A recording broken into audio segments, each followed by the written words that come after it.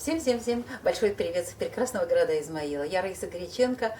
Сегодня у нас как раз после дождя, прохладно стало, даже холодно.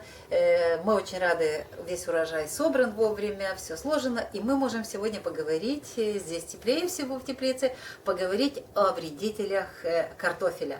И я хочу вам показать некоторых жителей моего огорода, которые мне помогали портить мои растения, картошечки. Итак, начнем в первую очередь с хрущей. Там он один, видите, обнаглел, до сих пор живет себе, кушает. А эти хрущи крупные, жирные такие, это личинки майского хруща.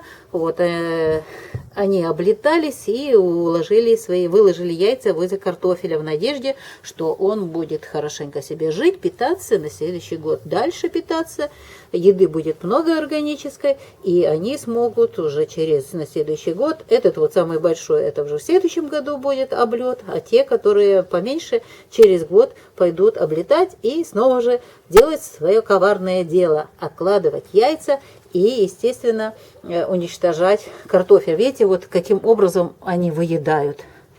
Это именно вот хрущи, личинки хрущей, и эта личинка хруща, вот такие делают дыры, объедают картофель. Это один из серьезных вредителей. Он наравне идет и с медведкой. Волчок у нас называют, но у меня сейчас медведки нету. Во время выкапывания картофеля я не нашла ни одной медведки на этом участке. Несколько лет назад проводилась работа против этого вредителя, и сейчас ее нет у меня, к счастью. Что нужно делать с этими вредителями? Сейчас очень хороший есть биопрепарат. Химия на них уже не воздействует, вот, а мои коллеги в этом году весной использовали биопрепарат, называется боверин. Это бактерии вместе с зерном весной засыпаются место посадки картофеля, можно подсыпать и под другие растения. Вот, где есть медведки, где есть возможность, вот хрущи могут развестись. Это очень хорошо и для клубники. Вот, и они съедают, и попадая не только через желудочно-кишечный тракт, но и попадая на тело или же хруща, или же медведки, и даже еще одного вредителя, вот есть вот, нашла я все-таки одного дротяники, вот, попадая вот на тела этих вредителей, бактерии размножаются и превращают в мумию вредителей. Через 2-3 недели от него ничего не остается. Вот этот препарат новый, я думаю, что позже буду отдельно по всем препаратам, по всем категориям инсектицидов, это именно такой препарат биологический, буду рассказывать, и отдельно еще будем говорить весной, когда уже дело пойдет ближе к периоду посадки. Ну, здесь один у нас колорадский жучок. Слава богу, у нас колорадский жук практически отсутствует на картофеле, потому что мы используем биопрепарат Скарада М. Это тоже бактерии, тоже попадают внутрь и размножаются в большом количестве, и он лопает. Это очень легко, профилактически проводим обработки и решаем вопрос именно с этими вредителями. Но вот этот бич, вот видите, дырочки, это еще очень серьезный карантинный вредитель. Называется карантинный вредитель. У меня нету, к сожалению, или к счастью сейчас, видимо, уже спрятались, нету этих самих вредителей. И их, сейчас посмотрим, навряд ли здесь есть что-то. Ну вот в чем беда от этого вредителя? Беда в том, что через ствол, через само растение они залезают в картофель, на картофель. Если глубина залегания картофеля 7 сантиметров, до 7 сантиметров, они спокойно, эти бабочки, пролезают. Бабочки такие небольшие, серенького цвета, может быть, вы тоже замечали такие, они чем-то похожи даже на совки, но это не совка. Вот это минирующая картофельная моль, это бич, который у нас появился буквально последние несколько лет. Раньше такого не было. Вот видите, что он делает? Это моль делает, минирующая моль.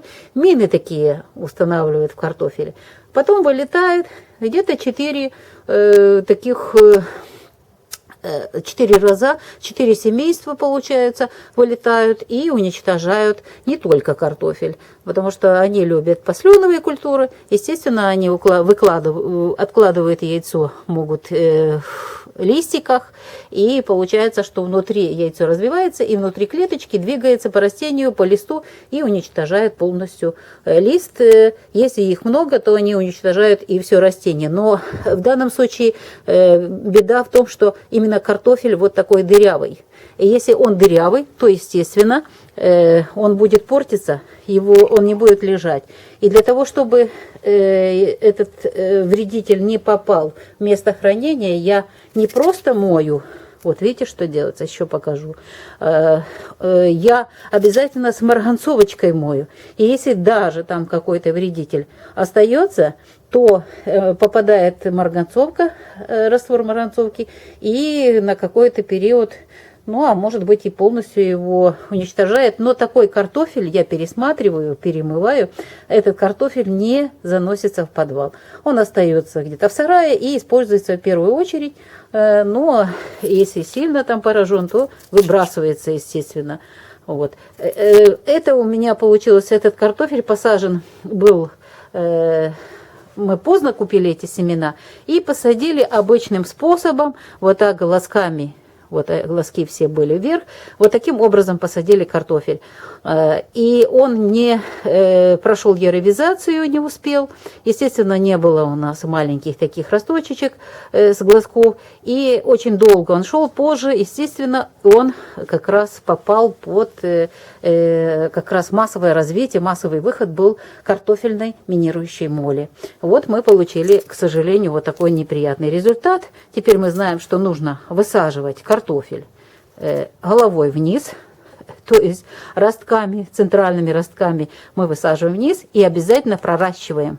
Проращивать рассада и побыстрее урожай получать до момента выхода, массового выхода картофельной минирующей моли. Еще один вид вредителя, он очень тоже любит картофель, забирается, это голые слизни.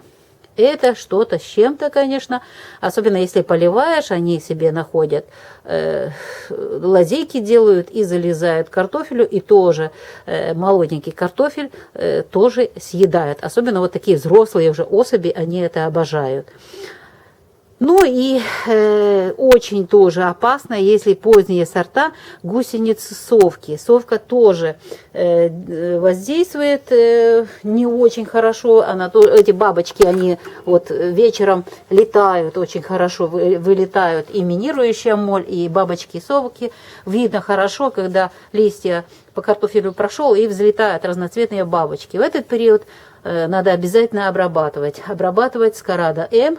И обязательно 2 видов, чтобы убрать и колорадский жук, и убрать совку, минирующую моль.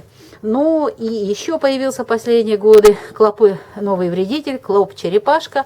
Но я заметила, что он больше любит именно есть сам картофель. У нас в этом году был эксперимент, просто разрезали посмотреть, что у нас за сутки появится. И просто буквально облепили клопы черепашки. Это новый тоже вредитель. Поэтому, чтобы уйти от вредителей, особая тема еще будет потом болезни, от вредителей. В первую очередь почвенные, это у нас будут биопрепараты. Вот, сверху у нас тоже над землей обрабатываем Скарада М биопрепараты. И нужно обязательно переходить на посадку пророщенным картофелем, головой вниз. Глубина залегания должна быть плодов, корнеплодов, глубина залегания больше 7 сантиметров. И только тогда мы сможем получить ранние сорта. Следующий год у нас, вы помните, что это год солнца. Я буду это все время напоминать. Год солнца. В жару картофель не растет, он стоит на одном месте. Поэтому ранние сорта выбираем, обязательно готовим обработки и обязательно используем препараты для того, чтобы вот эти вредители нам не мешали и не ели наши плоды, наш второй хлеб, который действительно является вторым хлебом, и он очень ценен для нас. Я думаю, что я ответила снова же на вопросы по поводу, чем я обрабатываю, чем защищаю растения картофеля от вредителей. Думаю, в следующем году мы снова будем продолжать эту работу, и я буду пользоваться, уже использую опыт своих коллег, своих друзей в борьбе с почвенными вредителями. И уже будем изначально все от начала до конца снова снимать видео. Теперь у нас есть такая возможность и показывать вам. Ну а я пока прощаюсь на этой ноте. Мы все равно победим всех вредителей. Мы все равно будем выращивать и выращиваем ценную, вкусную, витаминную продукцию. И естественно она будет здоровая, хорошая. Мы будем закладывать на хранение хороший, ценный, здоровый картофель. Будьте мне здоровы. Пока-пока.